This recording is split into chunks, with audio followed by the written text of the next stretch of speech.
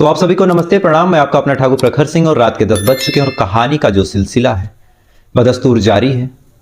मैंने एक तरह से जो पहले मैं कहता था कि आदाब नमस्कार जय हिंद वंदे मातरम, उसको मैंने बदल दिया है, नमस्ते प्रणाम कहता हूँ। तो एक भाई है, उन्होंने कमेंट किया था कि आप आदाब क्यों नहीं बोलते, आदाब कहाँ गया। तो भाई बड़ी सीधी सीधी बात है कि जो इज्जत होनी चाहिए वो लहजे में और दिल में होनी चाहिए। अभी यहाँ पे मैं आपके सामने ढेर सारी बातें करूँ, आपके पक्ष में करूँ, आपको खुश करने के लिए करूँ, मन ही मन में आपको गाली दूं, आपके धर्म को गाली दूं, तो मेरा ऐसा कल्चर नहीं है। मेरा ऐसा ना घर से संस्कार मिला है, ना मेरी ऐसी परवरिश हुई है। तो आप अपने भाई पे भरोसा रखिए, आज भी वही इज्जत है। मैं कोई ऐसा वैसा काम नहीं कर रहा हूँ। बहरहाल बात महज इतनी सी है कि आदाब नमस्कार माननीय समसर का स्लोगन है, तो मैं उसे कॉपी नहीं करना चाहता, क्योंकि मेहनत मेरी होती है, रिसर्च मेरी होती है, लेकिन आए दिन इल्ज़ाम लगता है कि आप उनको कॉपी करते हैं।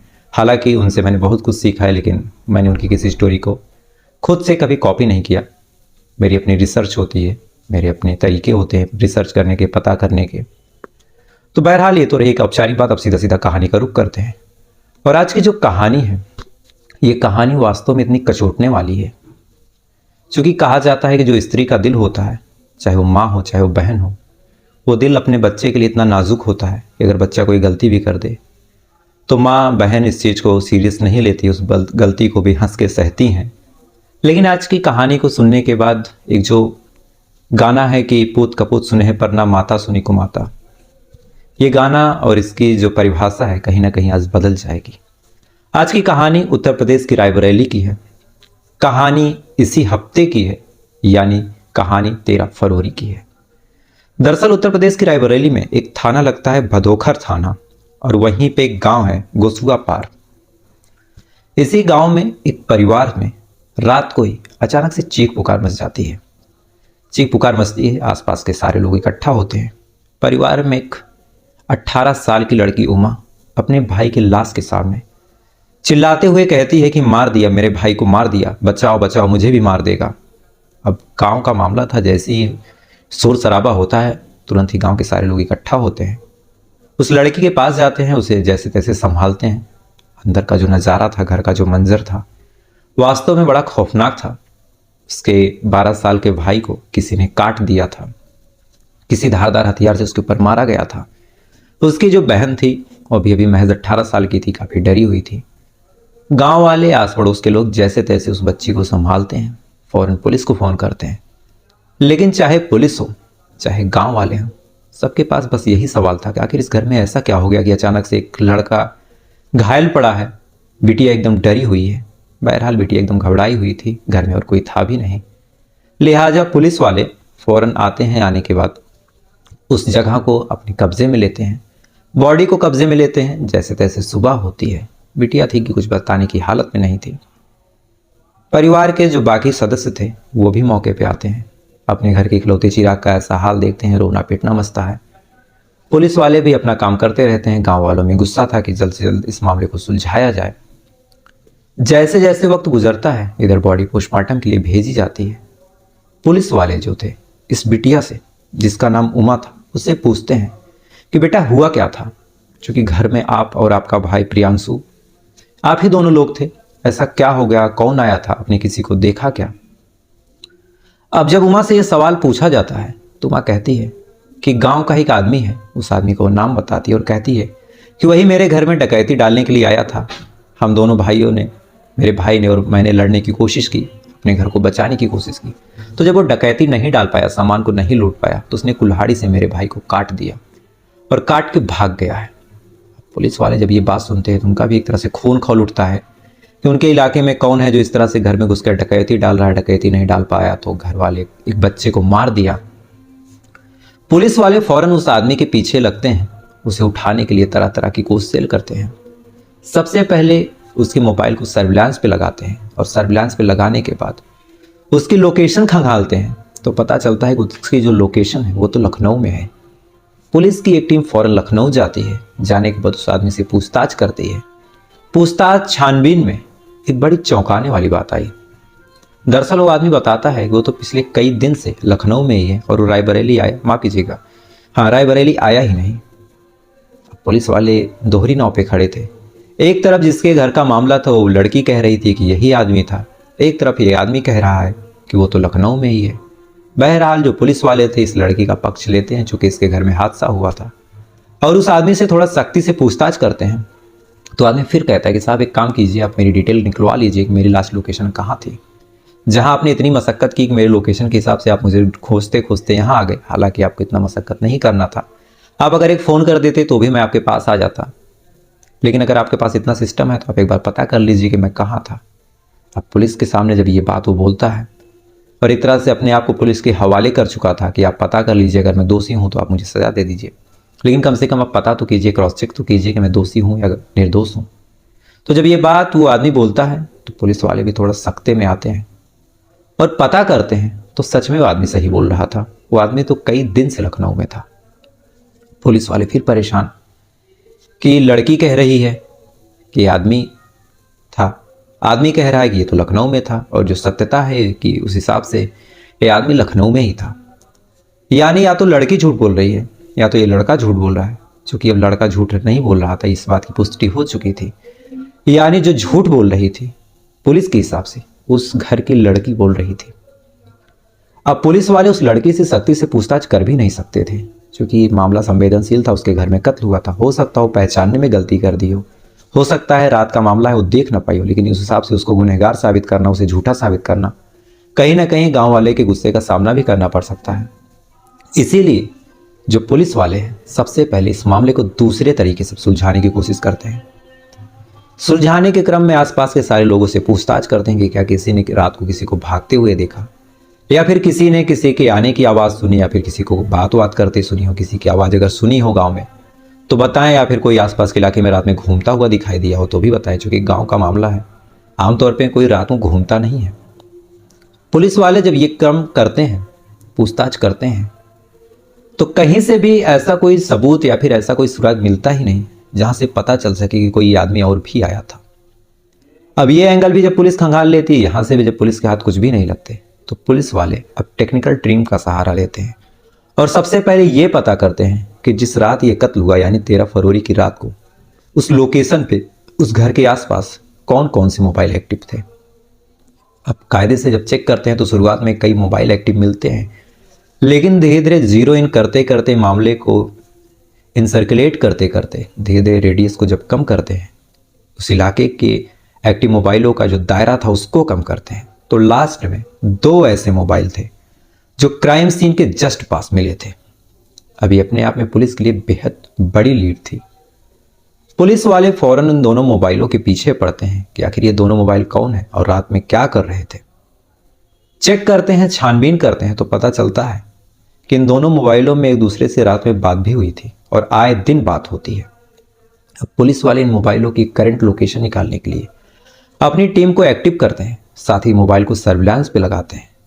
तो एक मोबाइल तो गांव में एक दूसरे आदमी के पास मिलता है, लेकिन जो दूसरा मोबाइल था संजोग से इसी घर में मिलता है।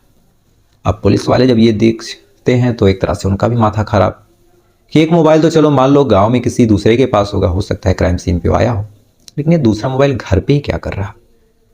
अब ये सवाल इतना बड़ा था और इतना अजीब और इतना चौंकाने वाला था कि पुलिस वाले सबसे पहले इस सवाल के पीछे भागते हैं कि दूसरा मोबाइल अभी भी जहां कत्ल हुआ वहां पे क्या कर रहा।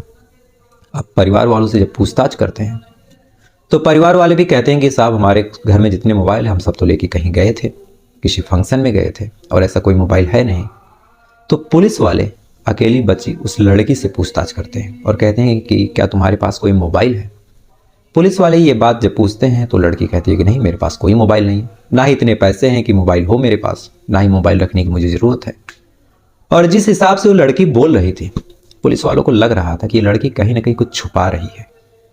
वहाँ की जो सीओ थी वंदना सिंह इस चीज़ को भाप जाती हैं। अब चूंकि बाकी पुलिस वाले तो सख्ती नहीं दिखा सकते थे, लेकिन जो सीओ थी वो खुद एक महिला थी और एक महिला दूसरी महिला से कहीं ना कहीं थोड़ा सा सख्त रुख अपना सकती है एज कंपेयर टू पुरुष के।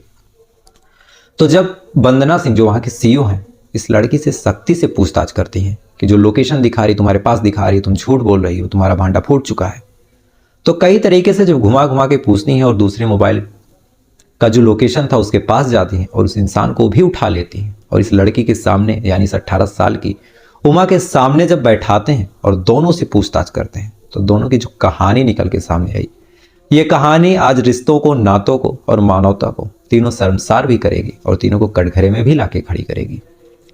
दरअसल जब पूछताछ पुलिस वाले करते हैं और कायदे से अभी कर भी रहे हैं, चूंकि अभी ज्यादा दिन बीते नहीं इस घटना को, तो पूछताछ सख्ती से करने के बाद जो लड़की थी उमा और जो लड़का था अनुज, ये दोनों हत्या की बात को स्वीकारते हैं और कहते हैं कि, और उमा भी कहती है कि जो मेरा भाई है प्रियांशु, उसकी हत्या मैंने ही की थी। अब ये बात जब वंदना सिंह सुनती हैं, खुद एक महिला होती है, उनका भी कलेजा फटता है कि एक लड़की अपने भाई की हत्या क्यों करेगी। तो शुरुआत में उन्हें लगता है कि शायद कुछ और वजह हो, लेकिन जब पूछताछ आगे बढ़ती है तो लड़की अपनी कहानी सुनाती है और इस कहानी के हिसाब से जो इस घर के मुखिया हैं इंद्रपाल पासी, पैसे ज़्यादा थे नहीं, इसीलिए वो बाहर एक दूसरी जगह पे ग्वालियर में एक भट्टे पे नौकरी करने के लिए जाते हैं, वहाँ पे ईंट वगैरह का काम करते हैं। घर पे इस इंद्रपाल के पिता रहते हैं, बाकी घर में ये 18 साल की उमा, 12 साल का प्रियांशु और एक दूसरी बहन छोटी सी, और इंद्रपाल की पत्नी यानी उमा और प्रियांशु की माँ रहती हैं। घर में टोटल 5 लोग रहते थे। पूरा परिवार, ज़्यादा पैसे नहीं थे लेकिन ठीक ठाक तरीके से रहता था। सारे लोग पढ़ते लिखते थे, जैसे जिसकी पढ़ाई हो सकती थी परिवार वाले हर संभव कोशिश करते थे पढ़ाने लिखाने की। घर की जो सबसे बड़ी बेटी थी वो उमा थी। उमा धीरे धीरे बड़ी होती गई। बड़ी होने के साथ साथ धीरे धीरे अपने उस जवानी के दहलीज पे भी कहीं ना कहीं कदम रखती गई। अब जब जब वो बाहर निकलती तो आए दिन किसी लड़के से उसकी नज़र टकराती, किसी लड़के से उसकी बातचीत हो जाती, कोई उसे प्रपोज करता, कोई उसके ऊपर कमेंट करता, और कहीं ना कहीं ये कमेंट्स, ये प्रपोजल, ये सारी चीज़ें उमा को भी अच्छी लगने लगी। उसे भी लड़कों का ख्याल आने लगा और इसी बीच इसकी नज़र गांव के ही अनुज सिंह से टकरा जाती है। अनुज सिंह से नज़र टकराती है। नज़र टकराने के बाद दोनों में आंखों ही आंखों में इशारा होता है, एक दूसरे के प्रति आकर्षण होता है। दोनों में शुरू में हिम्मत नहीं होती कि एक दूसरे से बातचीत कर सके, चूंकि जो गांव के लोग होते हैं एक दूसरे का लाज लिहाज बहुत ज़्यादा ही करते हैं। जो गांव से होंगे इस बात को समझ रहे होंगे। लेकिन जब वक्त गुजरा, धीरे धीरे आंखों ही आंखों में इस तरह से संबंध हो चुका था कि अब महज मुंह खोलने की देरी थी। वक्त गुजरा, दोनों ने एक दूसरे से मुंह खोला। शुरुआत में दोस्ती हुई, दोस्ती धीरे धीरे प्यार में बदली और प्यार इस कदर गहरा हुआ कि अब दोनों को एक दूसरे से रात भर बातें करनी थी।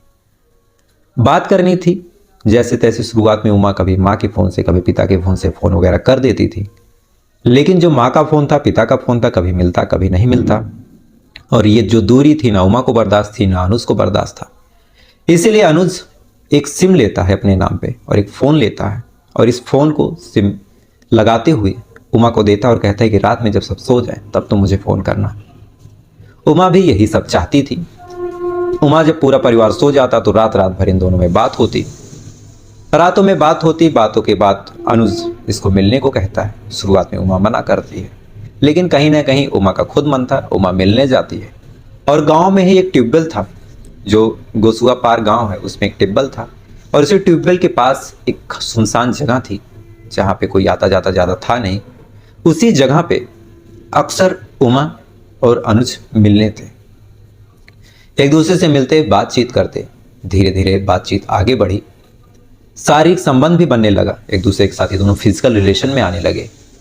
अब कहीं ना कहीं आए दिन जब उमा इधर उधर जाने लगती है तो उसके भाई को भी डाउट होने लगता है, क्योंकि भाई भी अब 12 साल का हो चुका था, देश दुनिया की थोड़ी बहुत जानकारी थी उसे।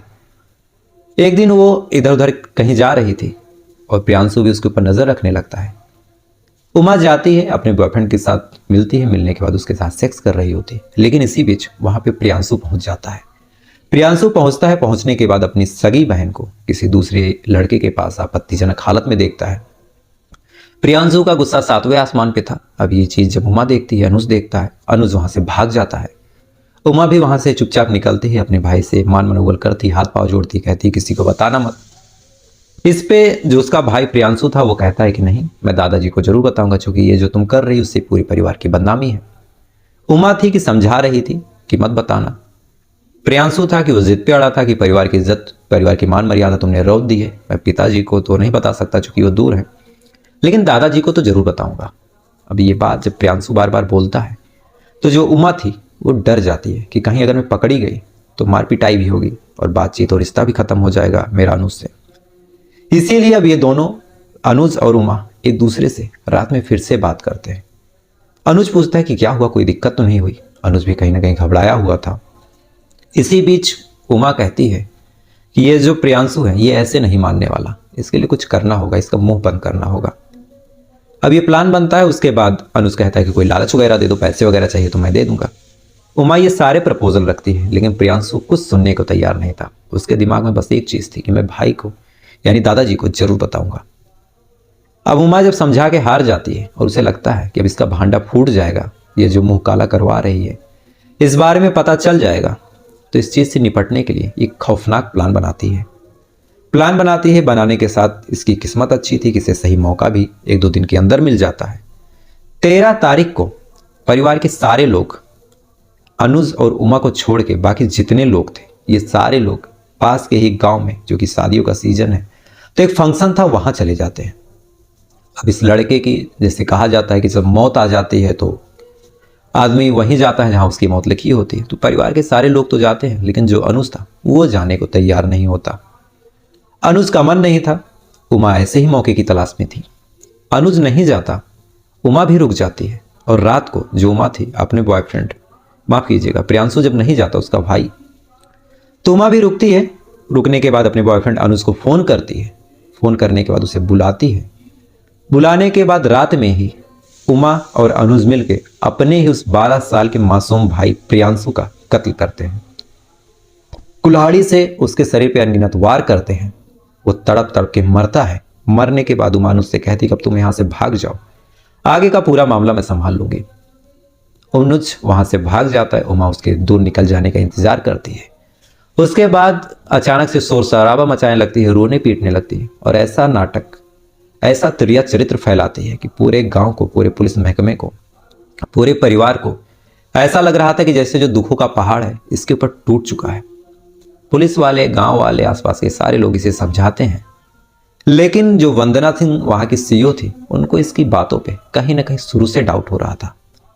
बाद में इस मामले की जिस तरह से पुलिस वालों ने जांच की, जिस हिसाब से वंदना सिंह ने जांच की, एक तरह से उनके लिए भी सैल्यूट बनता है, जो कि 3 दिनों के अंदर पूरे के पूरे मामले को सुलझा लिया, मामला लोगों के सामने ला के रख दिया। जिस हिसाब से टेक्निकल टीम ने काम किया, सर्विलांस टीम ने काम किया, ऐसी मिसाल भी देखने को बड़ी कम मिलती है। और अगर कोई अच्छा काम करे तो उसकी तारीफ करनी चाहिए। बहरहाल ये मामला जिसमें एक सगी बहन ने अपने एक नाबालिग भाई को, 12 साल के मासूम भाई को मार डाला महज अपने नाजायज रिश्ते को बचाने के लिए, ये थी उसकी पूरी कहानी। उम्मीद है कहानी आपको पसंद आई होगी और इस मामले में इस बहन को क्या सजा होनी चाहिए, आपकी क्या राय है, कमेंट जरूर कीजिएगा। तो फिलहाल ये थी पूरी कहानी। अब आपसे कल फिर मुलाकात हुई किसी दूसरी कहानी के साथ। तब तक अच्छे रहिए, खुश रहिए, सावधान रहिए, अपने देश का ख्याल रखिए, अपना ख्याल रखिए। तो आपसे कल फिर मुलाकात हुई किसी नई कहानी के साथ। तब तक अच्छे रहिए, खुश रहिए। जय हिंद, वंदे मातरम।